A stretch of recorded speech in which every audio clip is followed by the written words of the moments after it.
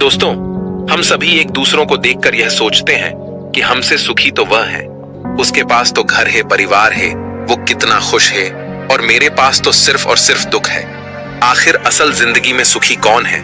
आइए इसे एक छोटी सी कहानी के माध्यम से समझते हैं। नमस्कार दोस्तों, बहुत समय पहले की बात है। एक बार एक भिखारी गांव में भीख मांगने के लिए जाता है। भिखारी भीख मांगते मांगते एक किसान के दरवाजे पर पहुंचता है। वह भिखारी किसान के घर का दरवाजा खटखटाता है, लेकिन अंदर से कोई आवाज नहीं आती। दरवाजा खुला होने के कारण वह अंदर की ओर झांकता है, यह देखने के लिए कि कोई घर पर है या नहीं। वह देखता है कि किसान और उसका पूरा परिवार एक साथ बैठकर बात कर रहे हैं। बच्चे किसान के साथ लिपटे हुए हैं, खेल रहे हैं। भिखारी को लगा कि शायद किसी ने मेरी बात पर ध्यान नहीं दिया, इसलिए उसने फिर से आवाज लगाई। जब उसने दूसरी बार आवाज लगाई तो किसान की पत्नी ने सुना और उसके बाद कुछ अनाज लेकर घर से बाहर आई और उसे भीख दे दी। उसके बाद वह भिखारी वहां से चला गया और कुछ आगे चलकर वह यह सोचने लगा कि कितना खुशहाल परिवार है, कितने सुखी हैं। ये लोग परिवार में 2 बच्चे हैं और वे बच्चे पिता के साथ खेल रहे हैं। सब कुछ देखकर कितना अच्छा लग रहा था। काश मेरा भी परिवार होता। किसान का परिवार कितना खुश है, और एक मुझे देखो, दिन भर भीख मांगना पड़ता है, फिर घर आकर खुद से खाना बनाना पड़ता है, और मुझे कितनी परेशानी होती है। इसके बाद वह भिखारी अपने रास्ते निकल गया और किसान के परिवार ने खाना खाया। और खाना खाने के बाद किसान अपनी पत्नी को कहने लगा कि घर खर्च के लिए पैसे नहीं है, बड़ी परेशानी है। साहूकार से 1000 उधार लेना पड़ेगा, पता नहीं वह देगा या नहीं। किसान की पत्नी ने उसे धैर्य रखने के लिए कहा और बोली, आप जाओ, आपको साहूकार पैसे दे देगा। किसान गांव में एक सेठ के पास गया जिसके पास कपड़े की दुकान थी। वह ब्याज पर लोगों को पैसा देता था। किसान ने सेठ से 1000 मांगे, और जब सेठ किसान को पैसा दे रहा था तो उसने देखा कि वहां पैसों का हिसाब लगा हुआ है। किसान जब वहां से निकला तो वह सोच रहा था कि साहूकार कितना खुश है। मैं कहां 500 या 1000 के लिए घबरा रहा हूं, परेशान हो रहा हूं, और इस सेठ के पास 20,000 30,000 का हिसाब चल रहा है। किसान यह सोचते सोचते घर चला गया। सेठ की गांव में छोटी सी कपड़े की दुकान थी। गांव में कपड़े लाने के लिए उसे शहर जाना पड़ता था। वह शहर के एक बड़े दुकान से कपड़ा लाता था। अगले दिन वह सेठ शहर पहुंचा और वहां जो बड़े दुकान के सेठ जी थे उनसे मुलाकात की और उनसे सेठ से कहा कि कपड़ा खरीदना है। बड़े सेठ के पास उसका एक कर्मचारी संदेश आ रहा था कि 1 लाख का फायदा हो गया, 2 लाख का फायदा हो गया, कोलकाता में माल पहुंच गया है, मुंबई में हो गया। ये सब उसको वहां देखने को मिला। जब गांव का सेठ वहां से निकला तो वह सोचने लगा कि हम अपने आप को इस गांव का सबसे बड़ा सेठ मानकर बैठे हैं और 5000 10,000 में खेल रहे हैं। यहाँ तो लाखों का फायदा हो रहा है। ये सोचते सोचते वह सेठ कपड़े लेकर अपने गांव के लिए रवाना हो गया। इसके बाद बड़े सेठ शहर वाला सेठ के पास उनका नौकर आया और बोला, एक उतार आया है मालिक, 7 लाख का घाटा हो गया है। सेठ जी का दिमाग ठनक गया। तभी दूसरा नौकर आया और बोला, आज आपको दावत में जाना है। अपने जो राय बहादुर साहब हैं उनके यहाँ दावत है। लॉर्ड साहब आने वाले हैं, आप तैयार हो जाइए। हमने मोटर गाड़ी लगा दी है। सेठ जी दुखी मन से तैयार हुए और गाड़ी में बैठ गए। और कुछ देर के बाद सेठ जी राय बहादुर के घर पहुंच गए। वहां दावत सजी हुई थी। बड़े बड़े सेठ आए हुए थे। सेठ जी के लिए तो बैठने तक की जगह नहीं थी। जैसे तैसे इनको कुर्सी मिली। उसके बाद सेठ जी देखने लगे कि कमिश्नर आ रहा है, कलेक्टर आ रहा है, बड़े बड़े अधिकारी साहब आकर मिल रहे हैं। ये सब नजारा देखकर सेठ जी सोचने लगे कि कहां मैं अपने आप को सेठ मानकर बैठा हूं और कितना खुश हो रहा हूं। सबसे ज्यादा तो सुखी ये हैं। इनके पास बड़े बड़े अधिकारी आते हैं, चाय पीते हैं, हाथ मिलाते हैं, जलवा तो इनका है। इसके बाद सेठ जी राय बहादुर से मिले और उन्हें तोहफा दिया, खाना खाया और अपने घर के लिए रवाना हो गए। राय बहादुर साहब के यहाँ दावत खत्म हो चुकी थी और इनका सर दर्द होने लगा, क्योंकि इन्हें दिन भर से चिंता थी कि दावत कैसी होगी। जाकर कमरे में लेट गए। नौकर आकर इनकी सेवा करने लगे। जब सर दर्द बढ़ गया तो डॉक्टर बुलाया गया। तभी राय बहादुर साहब के पास एक संदेश आया जिससे मालूम चला कि व्यापार में घाटा हो गया है। अब उनका सर दर्द और भी बढ़ गया। राय बहादुर ने अपने नौकरों से कहा, क्या जिंदगी है, बड़े बड़े अधिकारी को चाय पिलानी पड़ती है, पार्टी रखनी पड़ती है, वह सब करते हैं, इसीलिए हमें भी दावत रखनी पड़ती है, वरना कौन इतना सर दर्द मोल ले। तभी उन्होंने देखा कि खिड़की से एक भिखारी जा रहा था जो अपने हाथ में डंडा लेकर गाना गा रहा था। राय बहादुर साहब ने नौकरों से कहा, देखो, जिंदगी में खुश तो ये है, सुखी तो ये है, इसको कोई चिंता नहीं है, न घाटे की न फायदे की। यह वही भिखारी था जो किसान को सुखी मानता था, खुश मानता था। दोस्तों, हर इंसान खुश तो है, लेकिन वह अपने से धनवान व्यक्ति को देखकर दुखी हो जाता है और उसे लगता है कि सिर्फ धनवान व्यक्ति ही खुश और सुखी है। लेकिन धनवान होने के अर्थ यह नहीं कि वह व्यक्ति सुखी भी है। अगर आप जीवन में खुश और सुखी रहना चाहते हैं तो अपने से धनवान की ओर ना देखें, क्योंकि हो सकता है जो जीवन आप जी रहे हो वैसा जीवन पाने के लिए भी कुछ लोग तरस रहे हो।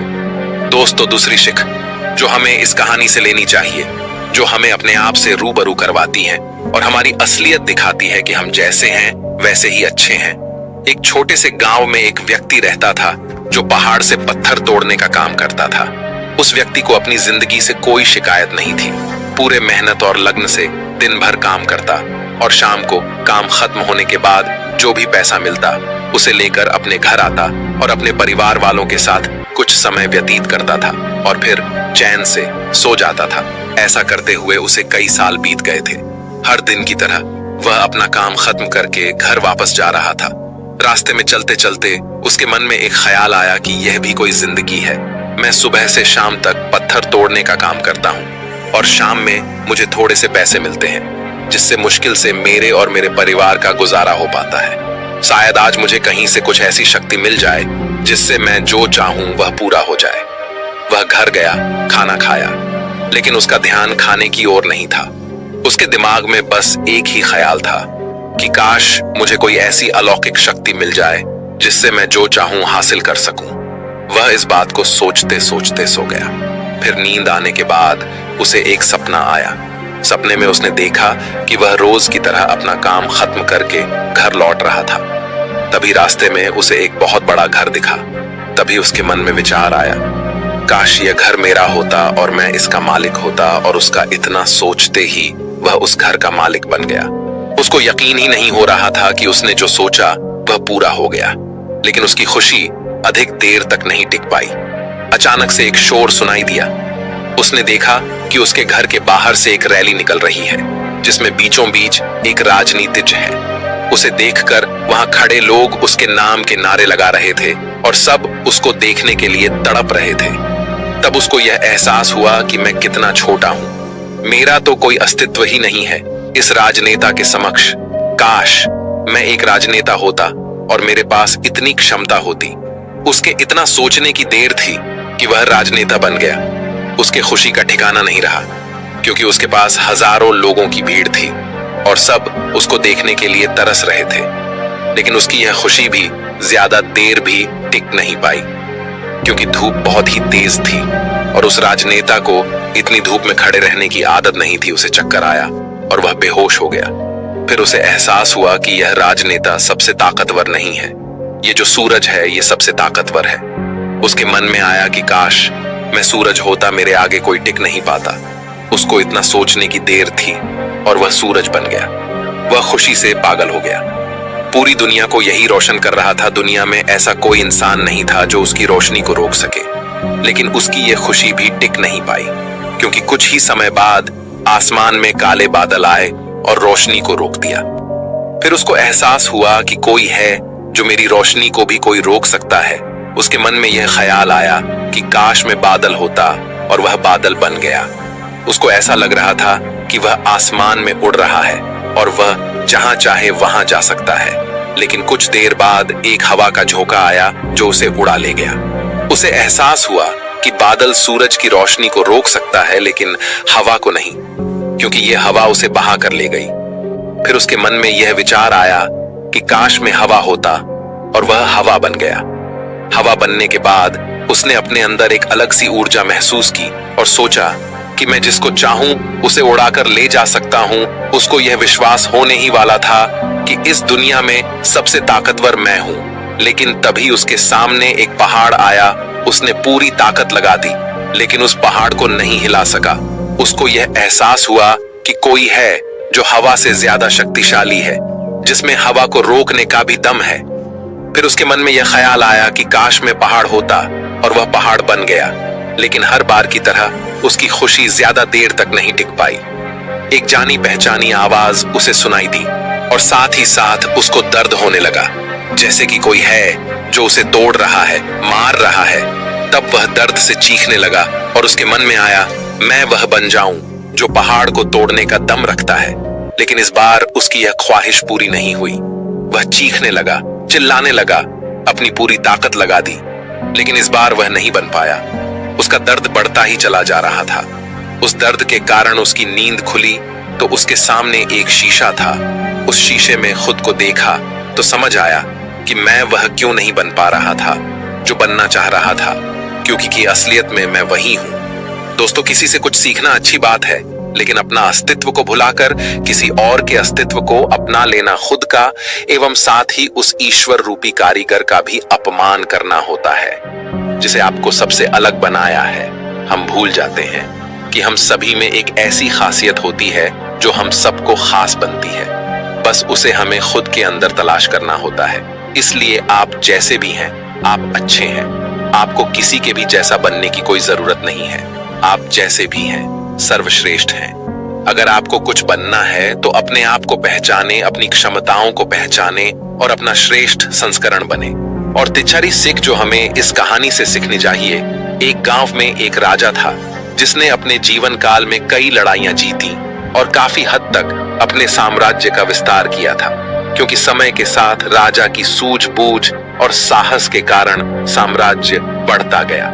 राजा या तो अपने शत्रुओं को परास्त करके वहां अपने साम्राज्य का झंडा गाड़ देता था, या फिर शत्रु स्वयं उसके सामने आत्मसमर्पण कर देता था। साम्राज्य के अंदर भी सुख और शांति का माहौल था। लोग बिना किसी डर के खुशी से रहते थे। इसी तरह उनका जीवन अब 56 वर्ष का हो गया था। राजा बहुत खुशी और धूमधाम के साथ रहता था, लेकिन अब वह वयस्क हो चुका था। उसका एक ही बेटा था जिसकी उम्र सिर्फ 16 साल की थी। राजा जानते थे कि इतने बड़े साम्राज्य पर शासन करने के लिए उम्र से ज्यादा समझदारी और कुछ महत्वपूर्ण बातें मायने रखती हैं। जो इन बातों को अपना लेता है वह इतने बड़े साम्राज्य पर आसानी से शासन कर सकता है। तभी एक दिन राजा ने अपने बेटे को अपने कक्ष में बुलाया और कहा कि सुनो बेटा, ऐसा नहीं होता। इससे कोई फर्क नहीं पड़ता कि आप 16 साल के हैं या 56 साल के। दुनिया आपकी हैसियत के मुताबिक आपकी इज्जत करेगी। हर कोई चाहता है कि लोग उसकी इज्जत करें, उसे मजबूत समझे, लेकिन यह इतना आसान नहीं है। अगर आप चाहते हैं कि लोग आपका सम्मान करें तो सबसे पहले यह याद रखें, कभी भी किसी से आपका खुद का सम्मान करने के लिए ना कहे, किसी से सम्मान की भीख ना मांगे। ये कमजोरी की निशानी है, क्योंकि सम्मान लोगों के लिए एक शक्ति है। आप बने इतना अनमोल और शक्तिशाली ताकि उन्हें आपका सम्मान करना पड़े। क्या आप जानते हैं लोग समुद्र का सम्मान क्यों करते हैं? क्योंकि वह किसी को भी उसका सम्मान करने के लिए नहीं कहता है। समुद्र की शक्ति से प्रभावित लोग उसका सम्मान करते हैं, क्योंकि वह शक्तिशाली है। लोगों के मन में समुद्र के प्रति सम्मान के अलावा आपके पास उस तरह की ताकत बनने का कोई और तरीका नहीं है ताकि लोगों को किसी भी स्थिति में आपका सम्मान करना पड़े। इसके लिए आप स्वयं को जीवन के हर पहलू में मजबूत और शक्तिशाली बनाएं। अपना वादा हमेशा पूरा करें, इससे आपको स्वचालित रूप से सम्मान मिलेगा। साथ ही दयालु बने और दूसरों का भी सम्मान करें। ये याद रखें कि हमेशा दूसरों से सीखते रहे। कुछ ना कुछ घटित होता रहता है। आप कभी भी सब कुछ नहीं जान सकते। जीवन की वास्तविक शिक्षा भी वास्तविक जीवन से ही मिलती है। युवावस्था में आप जितनी अधिक चुनौतियों का सामना करेंगे, आप उतने ही अधिक मजबूत बनेंगे। आने वाले समय में आप और अधिक प्रगति करेंगे। ये जीवन का वह समय है जहां आपको लड़कियों के प्यार में नहीं पड़ना है, बल्कि खुद को मजबूत बनाने पर ध्यान केंद्रित करना है। जब आप एक अनमोल और शक्तिशाली व्यक्ति बन जाएंगे, ताकि जब आप बनना चाहें तो यह अपने आप आ जाए। अपने जीवन में बेहतरी लाएं और आगे बढ़ना शुरू करें तो कुछ लोग आपको पीछे खींचने की कोशिश करेंगे। यह लोग आपके मित्र या परिवार में से कोई भी हो सकते हैं, या आपके सपनों का मजाक उड़ाएंगे, या आपको ऐसी आदतें अपनाने के लिए कहेंगे जिससे आपका समय और ऊर्जा बर्बाद होती है, क्योंकि वे आपको आगे बढ़ते नहीं देखना चाहते हैं।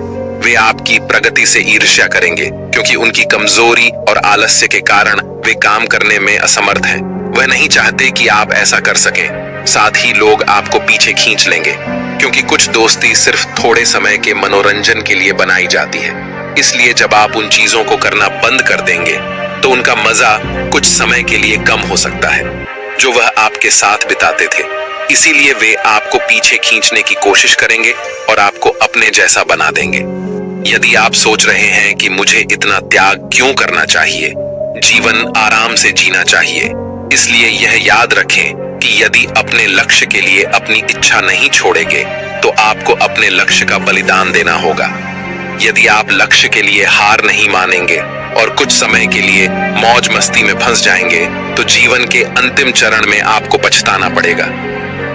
राजा ने अपने बेटे से आगे कहा, जब आप लक्ष्य के लिए काम करना शुरू करेंगे तो आपको ऐसे नए लोग मिलेंगे जो आपको समझेंगे और आपको आगे बढ़ने में मदद करने के लिए तैयार होंगे।